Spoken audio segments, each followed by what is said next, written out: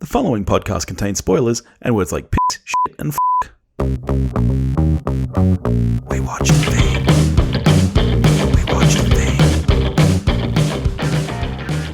Hello, beautiful listeners. You're back with us at We Watch the Thing. You're with me, Dave. You're with him, Billy. Sure are. How are you, mate? Mate, I'm excellent. I'm excellent. Are you excited for today?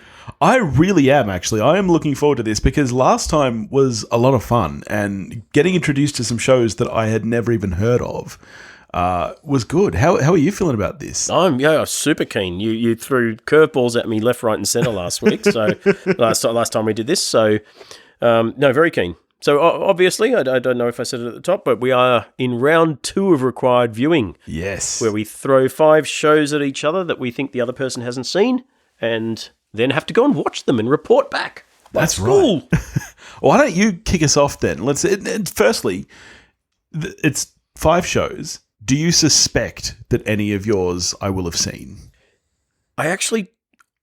there's one that's got a question mark hovering over it. Yeah. The others I'm almost 100% confident that you won't have seen. I'm pretty concerned about at least 2 of my shows, and I only have 5 spares, and I'm not convinced you'll like any of my spares, which is why they're spares. So I'm hoping I don't have to pull them out. But all right, let's go for it. Why don't you kick us off, mate? All right. What am I going to start with? All right, these are in no particular order. I think last time around we did them in worst to best or something. Can't be asked doing that. It would take too long. So I'm just going to randomly pick them. So, alrighty, first cab off the rank. I'll start with a mini-series. Yeah. I believe I have this in my Plex library. Otherwise, it's going to be very hard to find. This is, as far as I'm concerned, the greatest mini-series of all time. I think I mentioned So we're talking about Merlin with Sam Neill then? No, we're not. But that is the greatest miniseries of all time. It's not. I like it. It's very, very good. It's very, very good. It's the best thing Martin Short's ever done apart from New Murders. But the greatest miniseries is Edge of Darkness. I haven't heard of Edge of Darkness. I think I mentioned it in passing when I think I said The Lost Room, I think, last time around I said was the second best. No, The Edge of Darkness was a mini-series in the 80s in the UK, starring most prominently Bob Peck and Joe Don Baker, along with a kind of cavalcade who's who of recognisable faces from British TV. And it concerns... it's basically a murder mystery, but it revolves very much around Sellafield nuclear plant. Yeah. And it was right at the time of sort of all the paranoia and everything around nuclear power in the UK, and following, Chernobyl. And it was right in the height of that. It is just an excellent thriller. Excellent thriller. Soundtrack by Mark Knopfler. Oh, I love Knopfler. Some of his best work. I watched this on TV when it came out in my, I don't know, it would have been early teens or something. And we were just riveted for 6 weeks, or I think it's 6 episodes, something like that. 6 or 8. Yeah, right. We were riveted, and it's subsequently it's been hailed as one of the greatest things on British TV ever. I think it's nice. The BBC or whoever did the study had it, I think, around 10 or 15 of the in their top 200 greatest British TV shows of all time. Yeah, it's just pure quality. Yeah, nice. And I've been trying to get it on. I mean, it won't even be on Blu-ray probably because it's so old. I've been trying to get it on DVD, haven't been able to. Yeah. But I believe, have it in my Plex library. So yeah, nice. You can watch it. Nice. Looking forward to it. All right. I am going to go with a show that's a Canadian comedy, and it's kind of similar to several comedies I've recommended in the past. You just a couple of hours ago, we watched an episode of Impractical Jokers, and you actually quite enjoyed it. This is a show called Kenny vs. Spenny. Have you heard of this show? I thought you were going to say Letterkenny, and I was going to say I love it, but I have seen it. No, I don't think so. All right. It's 2 comedians Kenny and Spenny. They live together. And they actually, on the back of this show, ended up going on to become writers for a couple of seasons of South Park. Oh, wow. But this show is... The basic premise is competitions. So it can be anything from who can drink the most beers to who can go the longest without touching the floor, who can wear an octopus on their head the longest, who can go the longest without getting a boner. Like no joke, they are all episodes. And it is some of the most outrageous, ridiculous comedy you'll ever see. One of them, they both have to wear these all-white suits, and it's who can go the longest without getting dirty.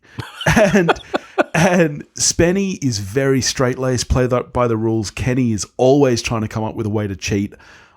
And it's just absolutely fucking hilarious. It is so, so funny. The who can go the longest without getting a boner episode, Kenny goes to a doctor and gets an injection to cut off blood circulation so that he physically is incapable of getting one. It's just like, it's ridiculous. It ran for quite a long time. I think there's 6 seasons. So there's over 100 episodes. But I cannot watch this show without laughing. Like, it is absolutely hilarious. I'm convinced, after seeing you enjoy Impractical Jokers, I'm convinced that you will like this show. It can get really crass, but again, similar to that, it's only the 2 guys who are affected. They're not mean to anyone else. They're just going through these ridiculous challenges. I'm convinced you'll enjoy this one. No, I'm bizarrely optimistic about your comedic choices now after Impractical Jokers. I have much more faith in you than I did an hour or so ago. All right. Is it Kenny versus Spenny? Kenny versus Spenny, right, yeah. Just making a note. Alrighty, number 4. All right. You gave me comedy. I shall give you comedy. All right. This is not obscure by any stretch of the imagination, but knowing you, I suspect you haven't got around to watching it. So I'm going to give you Fleabag. Yes.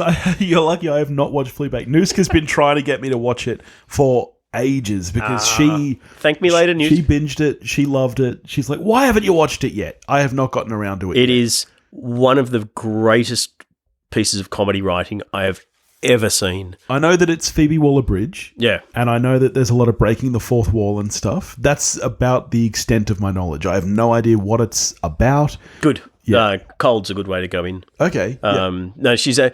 I did notice, actually, I was looking on the Dandy website and it was originally a stage show, and then she expanded it into the series. Yeah. And then she did a revival of the stage production. Oh, right. Because the TV show blew up and she got, Grammys, Emmys, and BAFTAs and everything.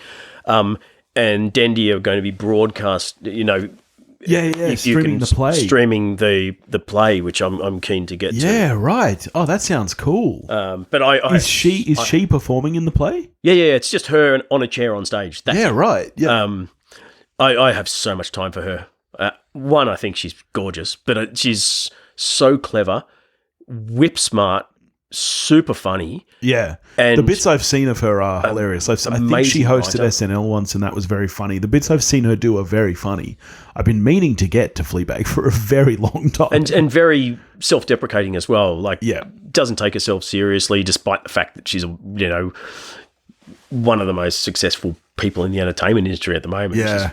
She's not only writing Bond, but I think she's down to direct the next Bond. Wait, really? She's doing Bond?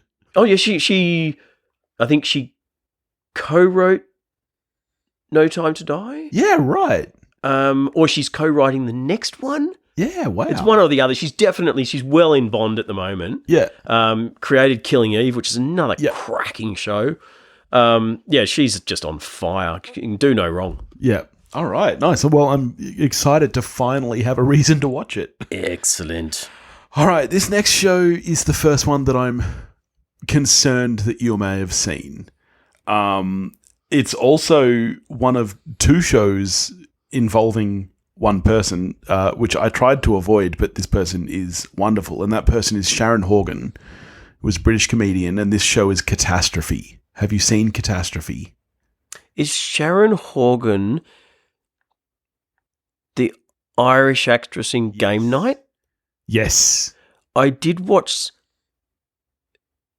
I saw she had one show which was her and a bunch of sisters and they kill someone or something, which I haven't seen. Okay, yep. There was another one which I watched part of an episode and then I couldn't remember where I'd seen it, so I didn't go back to it. I think I did it drunk, where it was her and a younger bloke and they kind of fall into a relationship or something with a one-night stand. That's this. Yeah, it's Oh, her, good. her, Is and, it on? her and Rob Delaney. It's an Amazon original. How did I not find that? I'm fucking on Prime. I live on Prime. It was 4 seasons, started in 2015. It's got a great kind of supporting cast as well. Carrie Fisher plays the guy's mother. Mark Bonar is absolutely hilarious, and he's in it as well. Ashley Jensen, who from memory was in Extras. It's a great series, and it's about, like you said, they fall into this relationship after a one-night stand. She gets pregnant, they have kids, and it's just about their kind of relationship and the growth of it. Are there multiple seasons? There are 4 seasons. Oh, wow. Yeah. Oh, cool. 4 seasons, all Amazon original. It's a comedy, but it definitely, I would describe it as a dramedy. It kind of crosses those borders. And it's just about the ups and downs of their relationships and, having kids and, those kind of struggles. And yeah, it's fantastic. She is one of the funniest people on the planet. And Rob Delaney, who plays the guy, is very, very, very funny as well. I think it popped up in like a, if you like the thing you were just watching, you might like one of these at the, when I was about to go to bed and I sort of, was too slow turning it off and it came on and I watched part of it and it was really funny. But then I went to bed and the next day couldn't remember what it was and I couldn't remember where I'd watched it and I just remembered that it was funny. I'm glad that you haven't seen this because I was concerned about this one. So awesome. All right, there you go. You got to watch it. I'm so pleased. Alrighty, done that. Alrighty, next up, I'm giving you the show that I think was the better X-Files. No such thing, mate. Around the same time, it may have been a year or two later, but it was around the same time, was a show called Dark Skies. Yeah, I've seen Dark Skies, mate. Balls! Mate, I'm such an X-Files. Anything that people say is like X-Files, I'm going to watch. I'm sure we've talked about Dark Skies. Yeah, fucking hell. All right, Sodja, now you get Evil. Okay, all right, yes. You have been telling me to watch Evil for a long time, even without the show. So Evil there you go. Evil is one of the best shows on TV at the moment. Is it still going? How many seasons in? We are waiting for season 4, I think. Okay.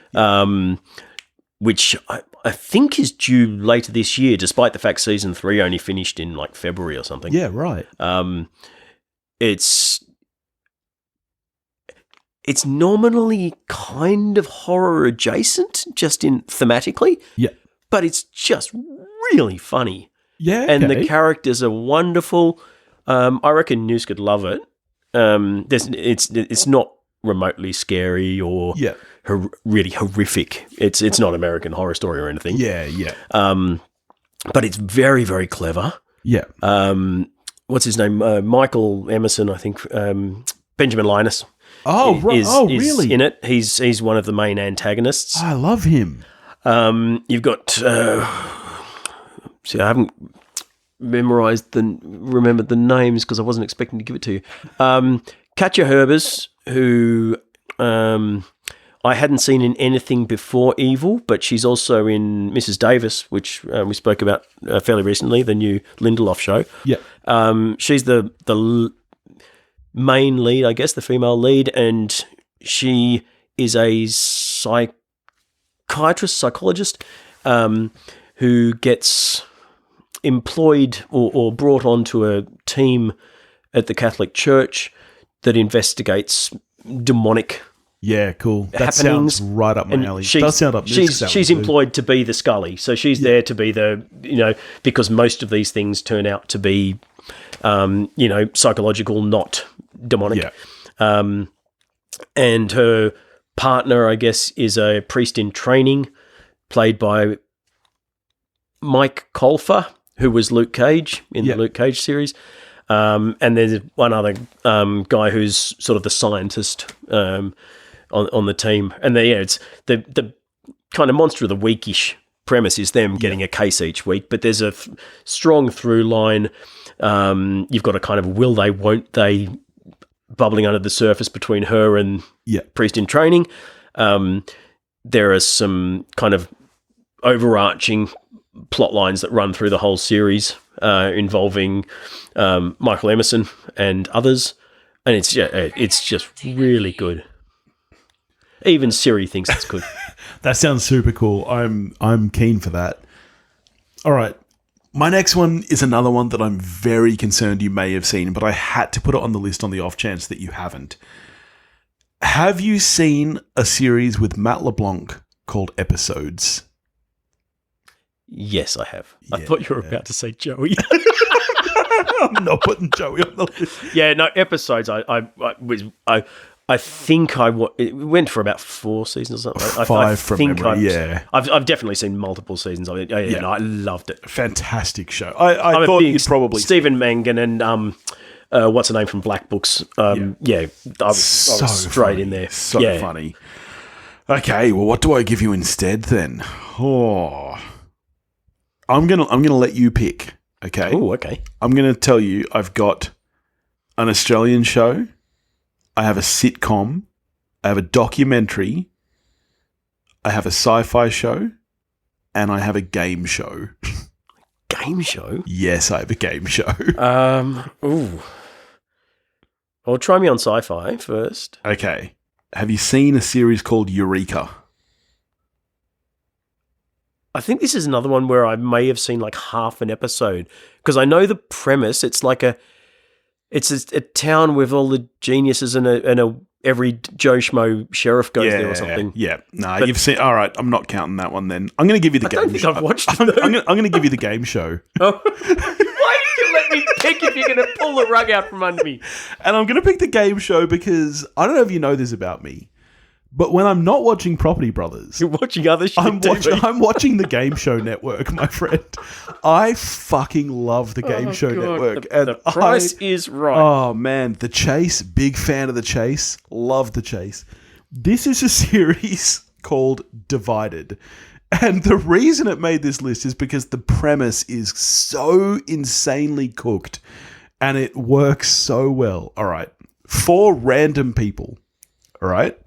Have to work as a team. Now, right there, that's the biggest problem. If you've ever seen a game show, people working as a team does not work well. The clock continuously goes down until they all agree on an answer. So all the questions are based on statistics. So it's like, what percentage of people do this? What percentage of people do that?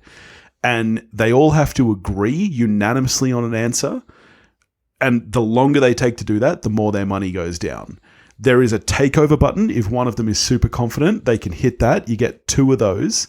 And it's so funny seeing the strategy. Some people will come out and just slam that right away when everyone's agreeing anyway. And it's like, you fucking dick. All right. Twice during the show, they have to vote somebody off. And it's the best. And here's the best bit, right? When it gets to the end of the show and they've got however much money they have, right? This is when it dwindles to nothing because then they have to unanimously agree how the money gets split. So the money gets split 3 ways. It's like, 50%, 30% and 20%, for example, let's say. And they have to unanimously agree who gets the largest share, who gets the middle, who gets the least. So they can't say split it evenly? No. You have to split it in those 3 quantities, largest, middle, least. And again, the longer they take to do it, that money keeps going down and down.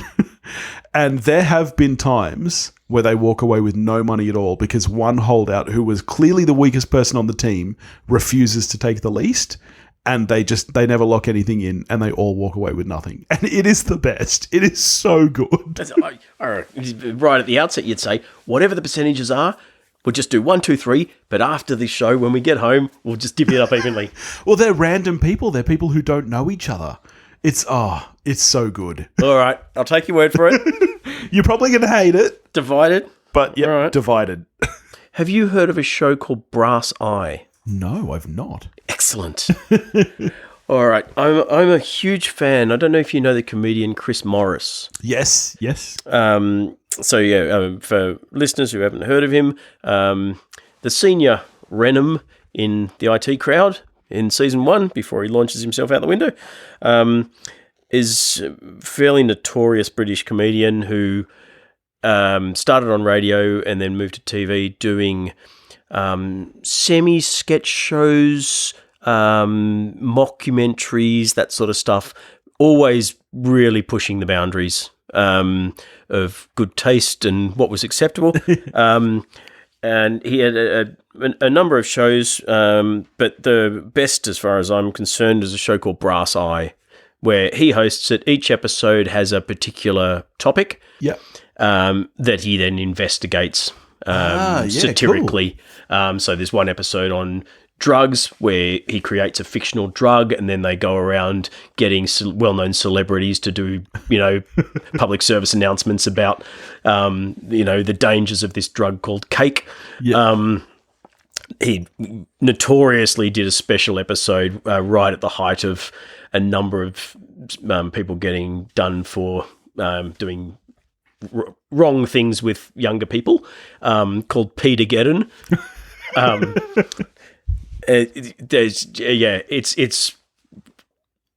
He offends a lot of people, but it's incredibly funny. Brass Eye. Okay. I did have a DVD, but I lent it to someone years ago and they took it to America. But I do have it on my Plex library, I think. Alrighty. If I don't, I'll put it there. Check it out.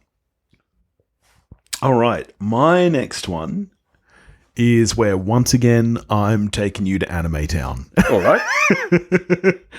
And this is... Now, you got to be careful with this because the show is Berserk. There have been 3 different versions of Berserk. It's based on a manga. I'm going to go with the most recent, which is, I believe, called something like Berserk the Legacy Edition or something, which this is a bit of a cheat. This is actually a trilogy of films that has been split down into a TV series. Right. But it is absolutely amazing. It's like the anime version of Lord of the Rings. It's this really high fantasy series about this warrior named Guts, who's just this massive dude with a massive sword. And he falls in with this band of kind of rebels led by this very charismatic guy. And it's kind of about their friendship more than anything. But it's really, really beautifully animated. Like some of the best animation I've ever seen. The opening sequence is this giant battle scene that goes for 10, 15 minutes. And it's just so beautiful. There's like arrows flying and the scenery is gorgeous. I'm convinced that you'll enjoy this one. I like the sound of it. Yeah, I'm convinced you'll enjoy it. It's very adult. It's not an anime to watch with the kids. It's a real kind of high fantasy. It's very Game of Thronesy, actually. Oh, cool. So I'm hoping that you'll like this one. So, cool. Berserk. You'll be pleased I started watching Death Note with Ayla as well. Hey, Death Note is the best. She's well into that. Yeah, I am enjoying it, but I do find the main character an utter psychopath. Oh, but you're meant to. He is a psychopath. It threw me for the first couple because I was like, oh, this is our hero. It was like, this guy's not right. Have you met the detective L yet? Yes. Yeah. The whole show is so beautifully constructed. This cat and mouse between L and Light, and oh man, that is a show that is like, that's a masterclass in cliffhangers. I reckon. Like the end of every episode, you're like, holy fuck, I need to watch the next one. I'm glad you started watching that. Yeah, no, we are enjoying that. Alrighty, number 5 already. All right, back to the 90s again. This is a show that I'm confident you haven't seen because almost no one's seen this. I think I know one other person that even remembers it. I think this is possibly the most underrated thriller show, certainly that I've ever seen. It's a show called Nowhere Man. Ah, I've not seen this. I have heard of it. I have it on my Plex library. Haven't watched it yet. How did you find it? I had to order DVDs from America. I'll cut this, but I'm a part of some very exclusive classic TV communities online. Oh, yeah, you remember you mentioned it. No, I'll take this bag back with me. I brought the box set just in case because I thought it would be hard to find. Yeah, it's a awesome premise. Bruce Greenwood, who I think is a hugely underrated actor, back when he was a much younger man, plays a photographer called Thomas Vale, like a journalistic photographer. And the show opens with him having an exhibition of his photos, and they're all these sort of gritty black and white shots from war zones around the world, etc.